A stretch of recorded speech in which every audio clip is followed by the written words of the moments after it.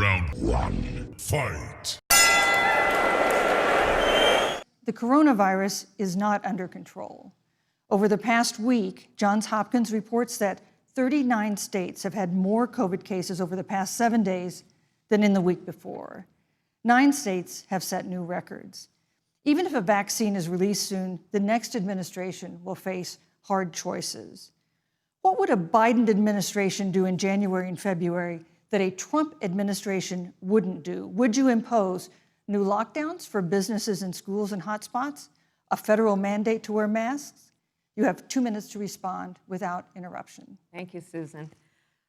Well, the American people have witnessed what is the greatest failure of any presidential administration in the history of our country. And here are the facts. 210,000 dead people in our country in just the last several months. Over 7 million people who have contracted this disease. 1 in 5 businesses closed. We're looking at frontline workers who have been treated like sacrificial workers. We are looking at over 30 million people who in the last several months had to file for unemployment. And here's the thing.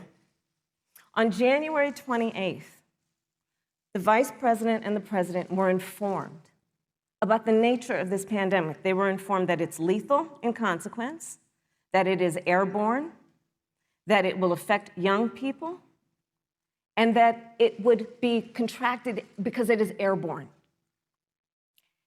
And they knew what was happening, and they didn't tell you. Can you imagine if you knew on January 28th, as opposed to March 13th, what they knew, what you might have done to prepare? They knew and they covered it up. The president said it was a hoax. They minimized the seriousness of it. The president said, you're on one side of his ledger if you wear a mask, you're on the other side of his ledger if you don't. And in spite of all of that, today they still don't have a plan. They still don't have a plan. Well, Joe Biden does.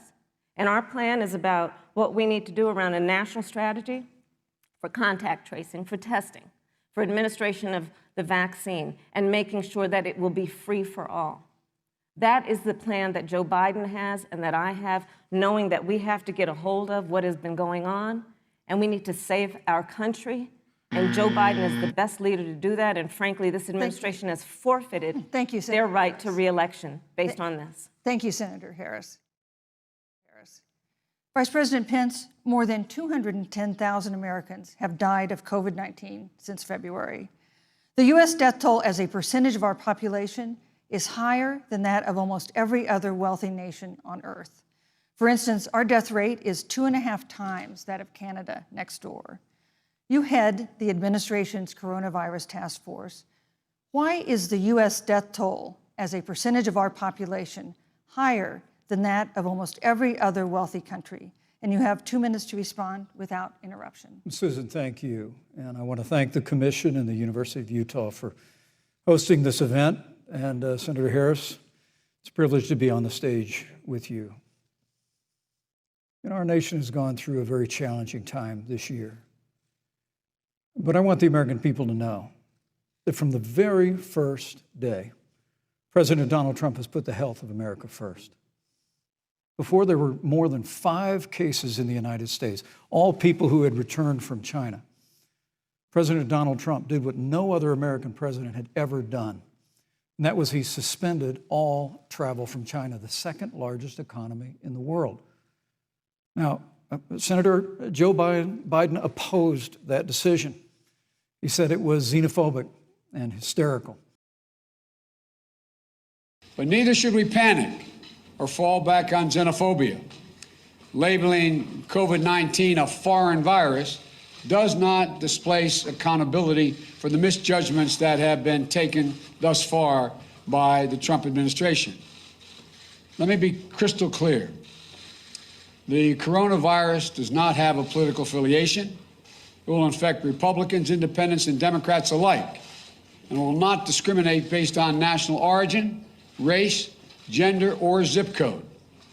It will touch people in positions of power as well as the most vulnerable in our society. And it will not stop. Banning all travel from Europe or any other part of the world may slow it, but as we've seen, it will not stop it. And travel restrictions based on favoritism and politics rather than risk will be counterproductive. But I can tell you, having led the White House Coronavirus Task Force, that decision alone by President Trump bought us invaluable time to stand up the greatest national mobilization since World War II. And I believe it saved hundreds of thousands of American lives. Because with that time, we were able to reinvent testing. More than 115 million tests have been done to date. We were able to see to the delivery of billions of supplies so our doctors and nurses had the resource and support they needed. And we began, really, before the month of February was out, to develop a vaccine and to develop medicines and therapeutics that have been saving lives all along the way. And under President Trump's leadership, Operation Warp Speed, we believe, will have literally tens of millions of doses of a vaccine before the end of this year. The reality is, when you look at the Biden plan, it reads an awful lot like what President Trump and I and our task force have been doing every step of the way. I mean, quite frankly, when I look at their plan that talks about advancing testing, creating new PPE, developing a vaccine, it looks a little bit like plagiarism, which is something Joe Biden knows a little bit about. I think the American people know that this is a president who has put the health of America first, and the American people, I believe with my heart, can be proud of the sacrifices they have made. It's saved countless American lives.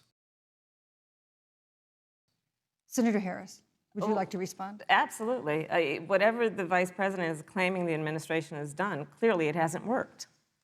When you're looking at over 210,000 dead bodies in our country, American lives that have been lost, families that are grieving that loss. And you know, the vice president is the head of the task force and knew on January 28th how serious this was. And then thanks to Bob Woodward, we learned that they knew about it. And then when that was exposed, the vice president said, when asked, well, why didn't y'all tell anybody? He said, because the president wanted people to remain calm.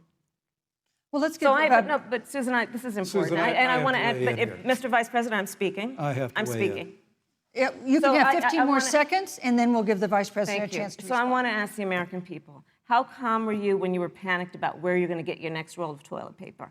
How calm were you when your kids were sent home from school and you didn't know when they could go back? How calm Thank were you. you Thank when you, your Senator children Harris. couldn't see your parents because you were afraid they could kill them? But neither should we panic or fall back on xenophobia.